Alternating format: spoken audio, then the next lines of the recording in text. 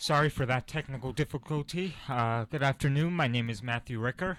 Welcome to Today with Matt and Dave. I'm Matt Ricker. And I'm Dave Horvath. Oh, Matt. Sorry for that little technical difficulty, but we're here. This is our 11th show. We hit it. We hit the double ones. Yeah. 11, geez. So we have one more show left until Thanksgiving, and that's pretty unbelievable.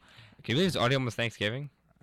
Jeez. And then before you know it, it'll be Christmas. Yeah. Matt, don't watch me. It's already got the Christmas decorations up in CVS. It was 2 days after Halloween, and like, oh, Christmas time. I go, we haven't even gotten to Thanksgiving and, yet. Our Starbucks here on campus has all their Christmas stuff in there. I don't know how I laugh. It's a good time though. But yeah, I'm looking forward to the season as I do every year. But we begin now with national news. My first headline is an aircraft was hit by lasers yesterday. Wait, what? Lasers? Laser pointer.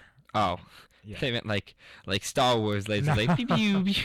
I was like, what? We got lasers? This is awesome. But Yeah, thanks for reminding me to clarify that.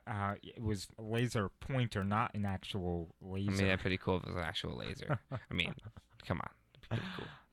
But more than 20 aircraft were reportedly struck from the ground by lasers while flying over U.S. cities on Wednesday, the FAA said in a newly released statement, according to CBS News. Among those were were helicopters hit here in New York from different news stations, including WCBS, WNBC, and WABC. The WNBC and WCBS helicopter were flying in the vicinity of the Barclays Center in Brooklyn, and the WABC copter was flying near Newark Liberty International Airport around 5:20 p.m. yesterday. The WNBC chopper then notified the tower at LaGuardia Airport, and they in turn notified the NYPD aviation unit. The NYPD traced the laser to the rear of a building in Brooklyn. 2 people have been arrested and taken into custody. A third person was taken into custody in New Jersey. Charges are pending. In addition to those helicopters that were hit, 3 other planes in Texas in the Dallas area were hit this morning by lasers. Luckily, none of the pilots were injured. The punishment for pointing a laser at an aircraft is a felony and can carry up to a maximum 20-year prison sentence and up to a $250,000 penalty, according to FBI.gov.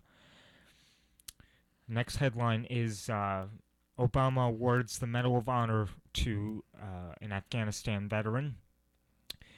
In August of 2012, Army Captain Florent Groberg was leading a security detail of American and Afghan soldiers as they escorted a special commander to a meeting with an Afghan leader in the Kunar province in Afghanistan.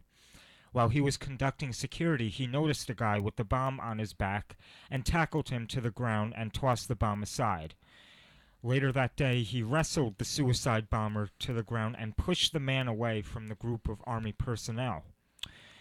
At the end of all this, 4 Americans were killed, including Commander Sergeant Major Kevin Griffin, Major Thomas E. Kennedy, Air Force Major Walter D. Gray, and Ragi Aldafanama, who was a Foreign Service officer with the U.S. Agency for International Development.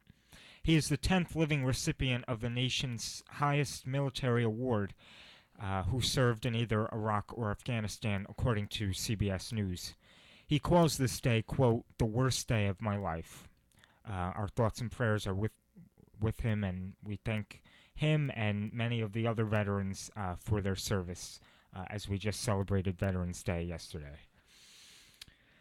Our next headline, moving away from hard news, the 10 most expensive states to raise children. The United States Department of Agriculture estimates it is around $245,340 to raise a child. So we ain't cheap. Yeah, It's very expensive nowadays to raise a child. But I will start with the 10th most expensive state. It's Florida. The ninth is Connecticut. The 8th is Oregon. The 7th is Massachusetts. The 6th is Nevada. The 5th is Alaska. The 4th is Montana. The 3rd is New Mexico. The 2nd is, guess, New York, correct. That didn't surprise me. And the 1st, take a guess. California, Jersey. No, Hawaii. Okay, I'm actually kind of surprised Connecticut's only 9 on that list. I mean, Connecticut's such an expensive state. I was expecting to see us a little higher. And Montana. Montana was really high. Like, maybe because Montana, there's no one out there, so they pay a lot of money on for their kids or something, but Montana's in the middle of nowhere. Like, if you live in Montana, there's probably more cows in Montana than you. Yeah, I was a little surprised. I mean, I wasn't surprised that New York was. And I guess Hawaii, because you have to import Yeah. everything, and Alaska is kind of the same way. Those, I guess, don't surprise me. I was surprised at Connecticut being only 9, Yeah. and with Montana being 4. Yeah. Like, Thought it would be vice versa. I thought Montana would be, like, the cheapest. I'd like to know what the cheapest would be then. Yeah. No, the U.S. Department of Agriculture also said that, as we said, Hawaii is the most expensive state for both food and housing costs. So Makes sense, though, because and- you're an island. yeah. So but I'd like to go there one day. Maybe not live there, but Go there for a vacation, definitely. yeah. Talk about that'd be a pretty cool experience. Anyway, that's all I have for national news. I'm sorry, one more. We have 2016 to talk I would about. say, no way you don't have any 2016 to talk about. Yeah, I was gonna say I thought I got it. Now I see it. Okay, so now moving to 2016, the race for the White House. According to a recent CBS News / New York Times poll, 52% of voters think that Hillary Clinton will get the Democratic nomination.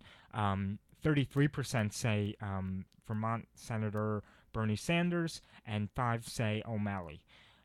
So I guess my question: what was the number 3 months ago? I didn't look that up, but I'm just, Yeah. I'm just wondering because it just seems like Bernie's catching steam. yeah, feel the If you're talk- burn. If you feel the burn, if you're talking about, I think the hottest presidential candidate going for the nominee, it's got to be. Yeah. It has to be. You got to give me someone who you think is hotter right now. It's Yeah. honestly, think about Sanders is the Democratic, even though he's an independent technically, but Democratic version of Trump. Mm-hmm. Because Sanders is saying a lot of things that doesn't really care. Yeah, that. rile up people, Mm-hmm. and that's what Trump does. So Yeah. I'm kind of surprised that it's only 33% for Sanders. I think you wait a couple months and it's gonna be a little higher. Yeah. He'll catch up definitely. But as I said, and putting whether I'm Republican, Democrat, etc. aside, I personally don't think that Hillary Clinton qualifies to be president. I agree 110%. I think Sanders does. On the Democratic side, I would be siding with Sanders. I would too. And on the Republican side, I know we've talked about it, but I like Carson's, but I really like Rubio. Yeah, same here. I mean, as much as Trump, says some things that are true, I'm not sure he would make a good president.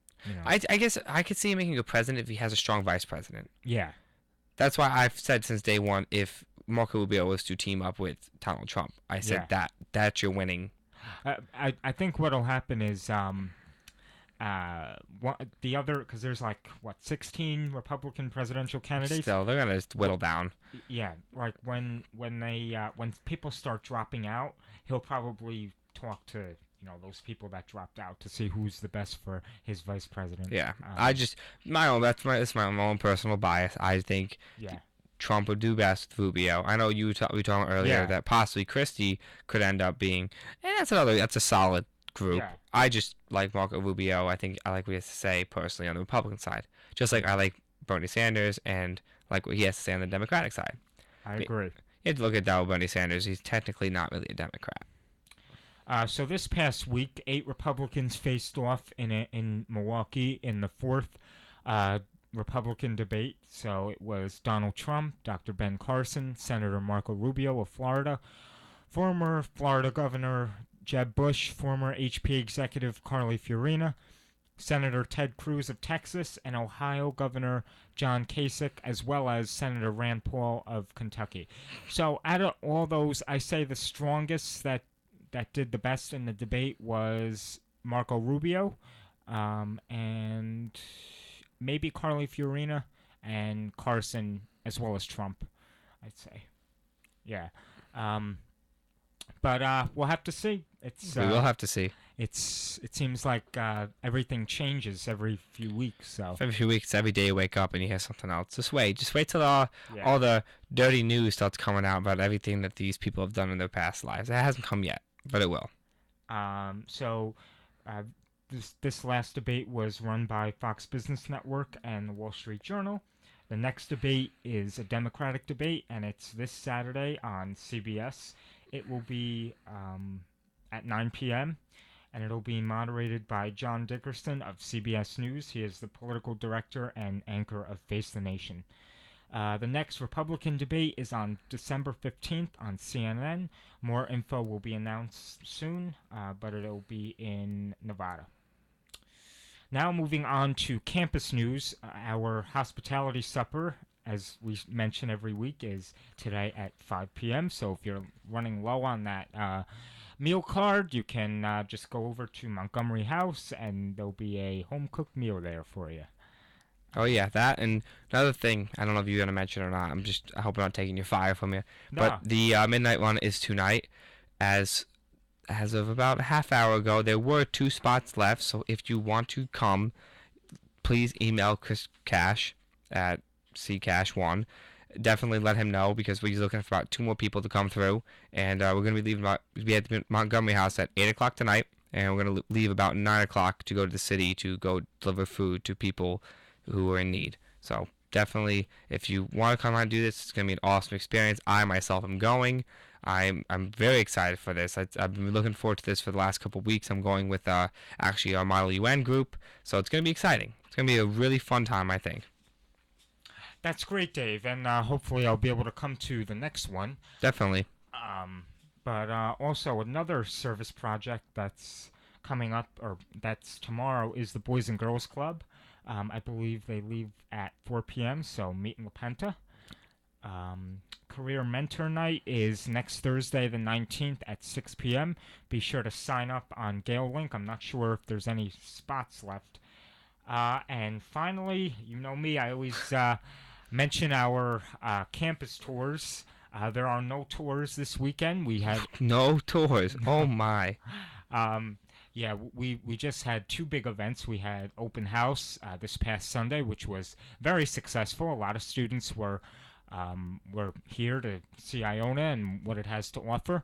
And Dr. Nair had a special surprise for 100 students that came to open house. They were accepted.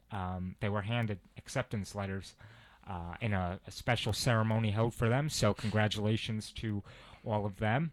And we wish you the best of luck in your college search. Our next Saturday info session and tours are November 21st, so be sure to sign up on ionaevents.org. It's a 10 o'clock info session followed by a 10:30 a.m. tour, and then a 12 p.m. info session followed by a 12:30 p.m. tour. And that is all the campus news and national news that I have for today. So when we come back, we'll head over to Dave with sports. And you're listening to Today with Matt and Dave. This is show number 11 on WICR, Iona College Radio. So we'll be right back after these messages. Adios.